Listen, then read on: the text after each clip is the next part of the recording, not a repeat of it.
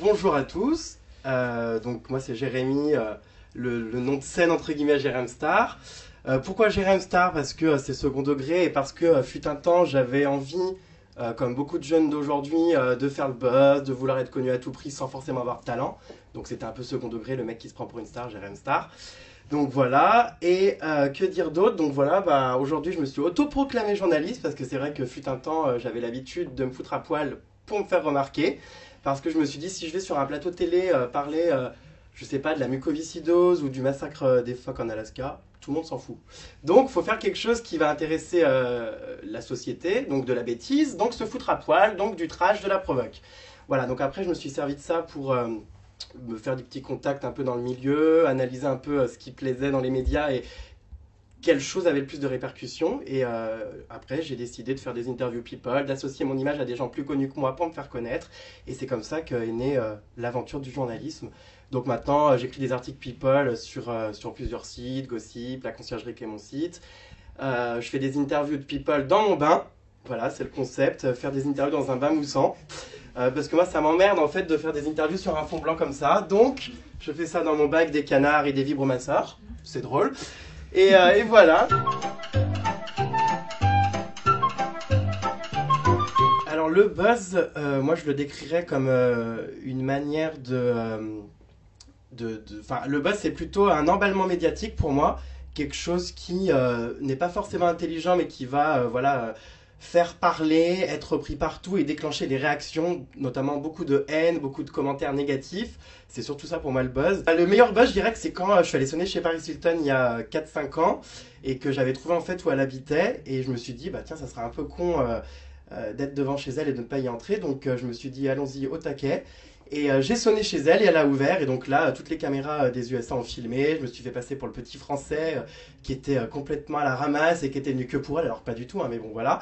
Et elle a ouvert et c'est vrai que ça a pas mal été repris et que c'est un petit peu ce qui m'a lancé dans le domaine people parce que ça faisait un petit peu le petit Frenchie qui va chez la star américaine qui lui ouvre. Bizarrement, personne n'y avait pensé avant. Personne n'avait sonné alors qu'il n'y avait aucun garde du corps, aucun chien. Le portail était ouvert.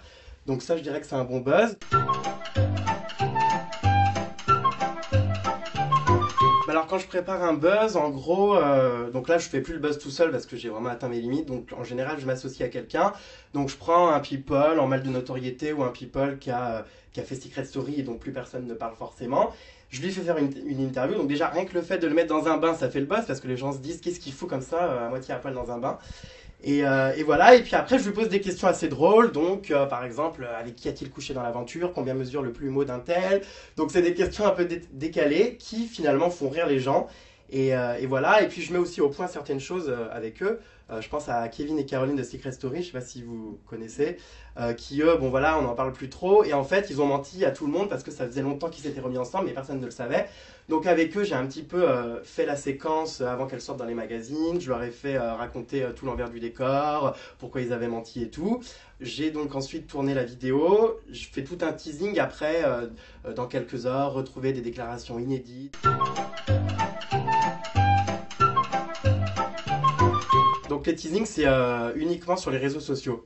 Parce que c'est vrai qu'il n'y a que ça qui marche aujourd'hui. Avant, c'était Facebook à mort, mais je me rends compte que Facebook, c'est bof bof. Donc c'est plutôt sur Twitter.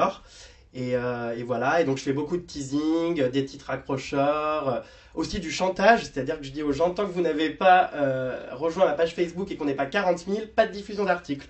Donc les gens font tourner à tous leurs potes. Et tant qu'il n'y a pas le compte, je ne diffuse rien. Donc c'est du chantage. Et voilà, après eux vont vendre leur truc. Moi je contacte les magazines en leur disant voilà, j'ai tel truc, est-ce que ça vous intéresse? Donc eux le sortent le vendredi et moi je le sors le jeudi juste avant pour faire un peu le buzz. Voilà, mais c'est surtout du visuel, donc des photos dans le bain, diffusées sur tous les réseaux sociaux. Pour moi, ce qui marche le plus, c'est Twitter, Instagram et en troisième Facebook.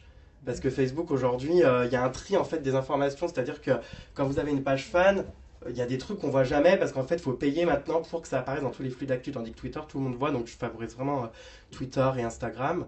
Est-ce que tu as déjà essuyé justement des refus, des gens qui veulent pas aller dans le bain, des gens qui veulent pas faire Ouais, certaines j'ai choses? une stratégie, c'est que souvent, quand j'arrive pas à avoir quelqu'un, je vais le clasher à mort et créer des conflits pour que par la suite, ils viennent me voir en me demandant d'arrêter en se radoucissant. Et j'ai eu plein de gens comme ça en interview, comme Amélie, comme Comme qui c'est qui me détestait récemment? Bah Aurélie, là, la folle blonde des anges aussi, qui me détestait parce que je l'appelais le pitbull. Et aujourd'hui, on est les meilleurs amis. Mais en fait, je passe tout le temps dans une stratégie d'attaque pour ensuite les ramener à ma cause. La règle, ouais, c'est ne pas se prendre au sérieux, proposer quelque chose de différent, sortir surtout les choses avant tout le monde et continuer à faire des choses rigolotes et puis à trouver d'autres concepts originaux et surtout rester sur le web parce que c'est vrai qu'aujourd'hui beaucoup de gens croient qu'il n'y a que la télé, même si c'est vrai qu'un passage télé ça booste pas mal les choses. Je me rends compte qu'avant on parlait souvent dans la rue de mes passages à la télé, mais aujourd'hui quand les gens m'en parlent, c'est par rapport à mon site et internet. Et c'est vrai qu'aujourd'hui je pense à Twitter où j'ai quasiment bientôt 100 000 followers, c'est quasiment les audiences d'une chaîne TNT. Enfin, pas Énergie 12, mais des petites chaînes. Et c'est une visibilité non négligeable. Et c'est vrai que Internet, pour moi, est vraiment le média que je veux privilégier parce que déjà, c'est l'avenir et parce que on a besoin de compter sur personne. Si on attend que les gens nous mettent à la télé, on peut attendre toute notre vie. Au moins, Internet, tu t'en sers, tu te l'appropries, tu l'utilises et t'as besoin de personne. Il te suffit d'un clavier. Si jamais ça s'arrête, c'est pas grave. J'ai mes études à côté, j'ai mes diplômes, donc je fais autre chose. Mais je pense qu'il n'y a pas de raison que ça s'arrête du moment que j'innove, que je fais des nouveaux concepts, qu'il y a tout le temps de l'actu people, de toute façon tout le temps des téléréalités, donc il y a toujours quelque chose de quoi parler, donc pour l'instant je pense que ça va.